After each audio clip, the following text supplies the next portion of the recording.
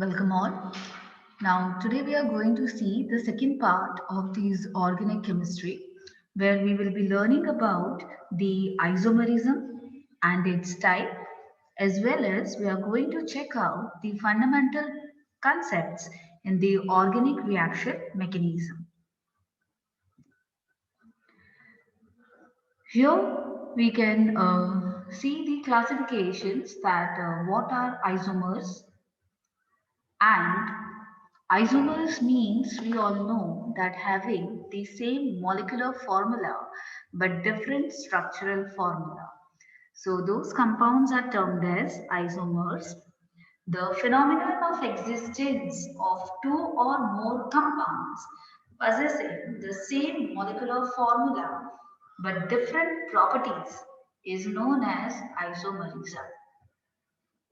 Now, if the compounds have the same do the compounds have the same molecular formulae?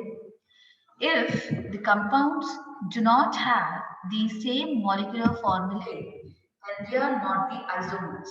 If they have the same molecular formulae, so they are termed as isomers. Now, if the compounds have the same connectivity, if the compound have the same connectivity, they are classified as stereoisomers. Whether if the compounds do not have the same connectivity, they are coming under the constitutional isomers, or we can term as structural isomers.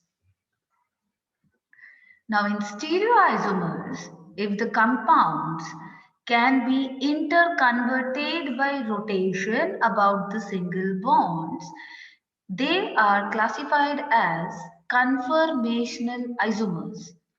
Whereas, if the compounds cannot be interconverted by rotation about single bonds, they are termed as configurational isomers.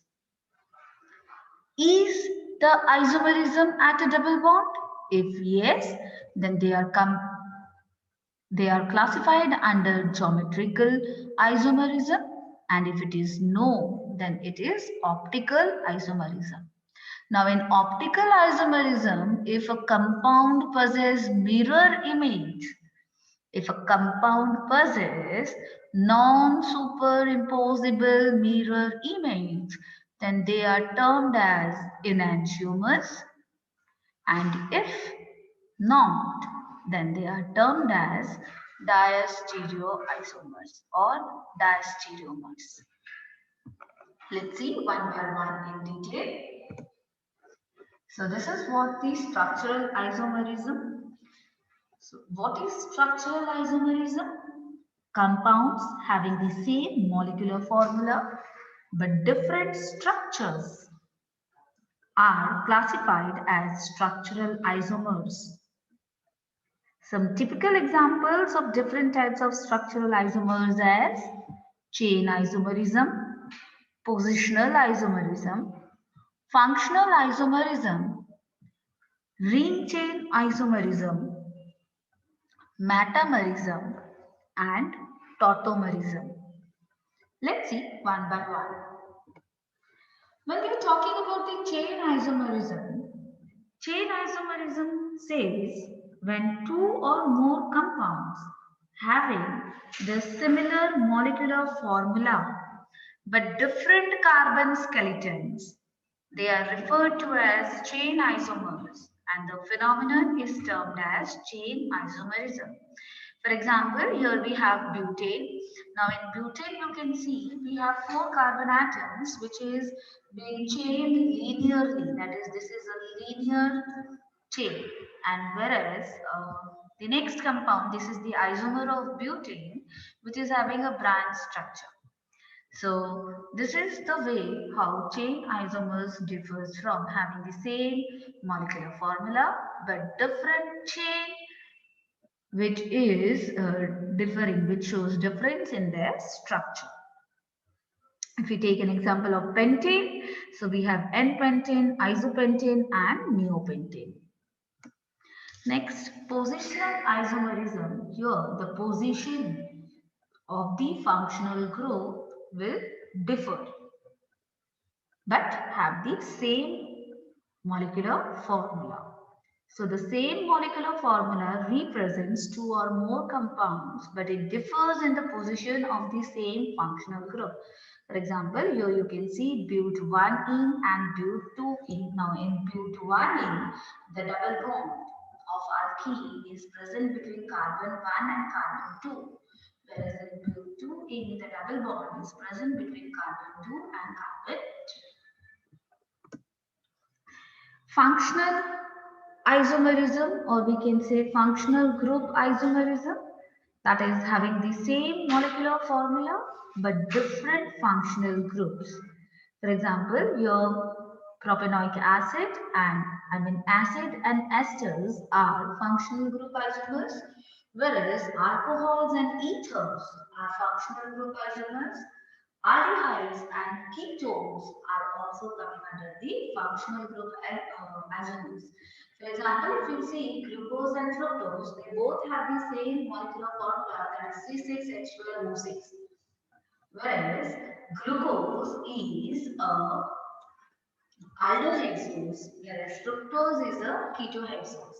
So from there we can say that aldehyde and ketones are functional group isomers, acid and esters are functional group isomers, whereas alcohols and ethers are functional group isomers, where they have the same molecular formula but with different functional groups.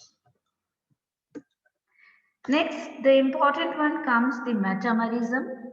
Now, metamerism arises due to the different alkyl chains on either side of the functional group in the given molecule. Here you can see diethyl ether and methyl propyl ether. They both are the ethyl functional group, ether functional group, and you can see how many carbon atoms we have. 4 carbon atoms in diethyl ether. Even we have 4 carbon atoms in the methyl propyl ether. But as you can see, this is the ether functional group. So on either side we have 2 carbon atoms, whereas here on either side we have the different number of carbon atoms. This is what how the metamerism takes place, and we can see this metamerism in mostly ether compounds, or else we can even see this metamerism in in ether compounds. Next comes the ring chain isomerism. The same having the same molecular formula represents two or more compounds.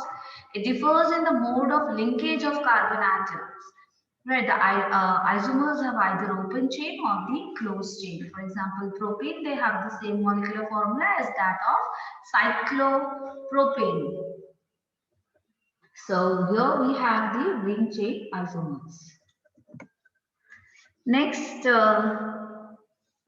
tautomerism. Now, what is tautomerism? Tautomerism is basically seen in ketoenol process, or the same molecular formula represents two or more compounds. It exists in dynamic equilibrium with each other. It can be present in many forms such as nitro form, acid form, keto form, enolic form, as I told you. Example, nitroethane and isonitroethane are tautomerical isomers over here. You can see the change of the double bonds takes place. Right. So this is the way how the tautomerism takes place. Even a ketone can be converted into the alcohol and alcohol converted into the keto form by the transfer of the ions. Next comes the next group of classifications as stereoisomerism. The compounds that have the same constituents and sequence of covalent bonds but differ in relative positions of their atoms or groups in space are called stereoisomers. The spatial type of isomerism is called stereoisomerism, and it can be classified as geometrical and optical isomerism. Now, what is geometrical isomerism? Again, geometrical isomerism says Having compounds having same molecular formula represents two or more compounds. It differs in the spatial arrangement of atoms or groups around carbon-carbon double bond. It is of two types, that is cis and trans. Now what is cis?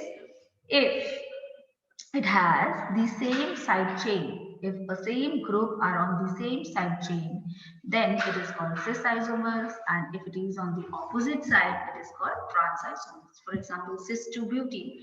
You can see we have a carbon-carbon double bond. Same side, we have same functional group or atoms. Or else in this trans, you can see we have a on the opposite side. Next, the optical isomerism. This we are going to learn in detail in your grade 12th chapter. Now, optical isomers are named like because of their effect on plane polarized light. Right, the compound which is able to rotate the plane polarized light, they are known as optically active compounds. Now, what are optically active compounds? If a carbon is a chiral carbon, now what is chiral? Carbon containing carbon, we know it is a tetravalency. Now, all the four valency, if it is satisfied by different atoms, they are carbon is known as chiral carbon. Now, optical isomers shows non-superimposable mirror image. Now, what is non-superimposable mirror image? If you put your one left palm and right palm together while clapping your hands, right? So your thumb comes on the another thumb's left on right and all the fingers. So they are the superimposable mirror image. And if you just take the mirror image, you will find that it is, I mean, when you recall your machli jaldi rani hai and try to prepare your hand fish, you will come that they are non-superimposable mirror image. For example, here we have a compound name D-alanine and L-alanine. Or even we can take an example of lactic acid as well. Now, what is this D and L? D means the compound is able to rotate the plane polarized light toward the right hand side, whereas L-alanine means the compound is able to rotate the plane polarized light towards the left hand side. Next, we do have the conformations of butane. This is one more conformational isomers. That is, conformational isomers is again classified as staggered and eclipse, even chair form, board forms. But this is, we are not going to learn it in detail. Butane is an organic compound which consists of an alkane with four carbon atoms. It may refer to a mixture of three isomers. At atmospheric pressure, butane is a gas. They are liquefied gas that is highly inflammable. So here you can see the example of butane. Eclipsed means you can see it's parallel to each other. Next, two more important terms about the enantiomers and diastereomers. Enantiomers contain chiral centers that are non-superimposable and mirror images. They only come in pairs, whereas diastereomers contain chiral centers and are non-superimposable but and not the mirror images. There can be many more than two depending on the number of stereo centers. So here comes the example of 2,3-dibromopentane. You can see which are the enantiomers, and you can check that this structure 1 and this is the structure which will be the diastereomers, right? Because they are not the mirror images, but yes, they are non-superimposable with each other. Next, very important, that is the fundamental concepts in the organic reaction mechanism. So here, first of all, we are going to learn about the reactants and then fission of a covalent bond. Now, when we come with the word about fission, so what is fission? Fission means the breaking. with respect to some energy passed. So we do have two different types of fission, that is homolytic fission and heterolytic fission of a covalent bond. Here you can see we have X bonded with Y. Now when it gets fission, when the bond is to be broken, so we know a chemical bond is formed by the sharing of two electrons. So while breaking down a chemical bond, right, if the complete electron pair is transferred to Y, you can see here the electron pair, and it will be having negative charge, the other will be having positive charge. It may also happen the complete electron pair is transferred to X, so it will be negative charge and the other will be positive charge. But homolytic fission means equal division, so they are remaining with the radicals, one electron each. They are termed as free radicals. So this is what the fission all about takes place. So in heterolytic cleavage, the bond breaks in such a fashion that the shared pair of electrons remains with one of the fragments. And hence it give a rise to the carbocations, right? Carbon as in cation we know positive ion, so it is jointly known as carbocation, and this is the series of its stability. Right now, why tertiary carbocation is more stable? Because we know the CH3 groups are the electron donating group. Now, they all are ready to donate its electron to this carbonium ion, hence which gives the more stability to the tertiary carbocation. Next, for the homolytic, the homolytic fission means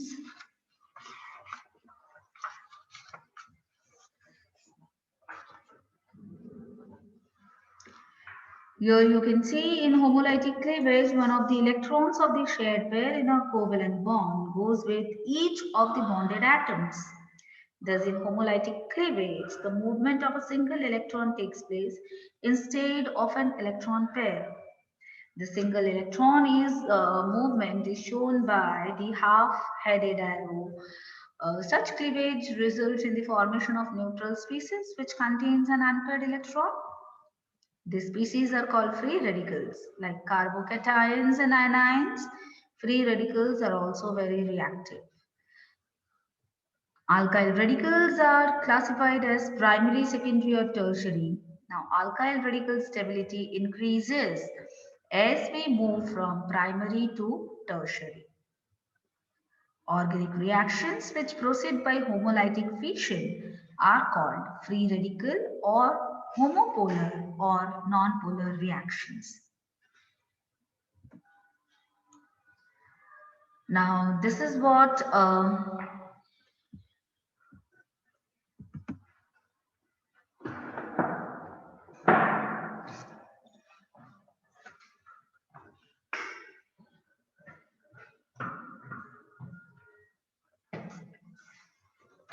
molecule whose carbon is involved in new bond formation is called substrate, and another one is called reagent.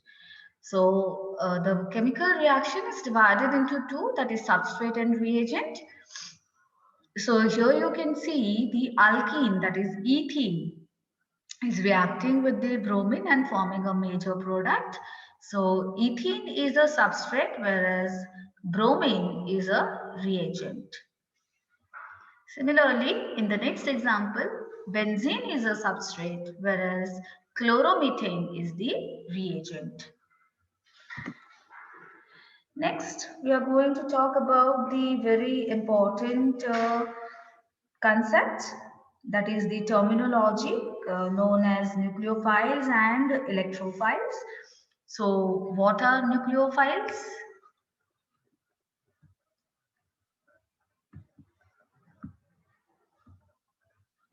You can see the nucleophiles have more electrons, hence they can comfortably handle. They want that extra electron they have because it fills their valence shell, but they don't want the charge that comes with it. So they want to share it, but with what? Hence, we can say the nucleophiles, they love nucleus. It's positively beautiful. And the nucleophile beings with extra electrons, sometimes, but not always fully negative. They need to find something that has fewer electrons than they want. So here comes the electrophiles. Electrophiles are so excited to share. Right, your electrons, electrophiles are the electron lovers. Hence, they want more electrons. Things with too few electrons, sometimes, but not always fully positive. So, here we will be seeing few more examples of electrophiles and nucleophiles.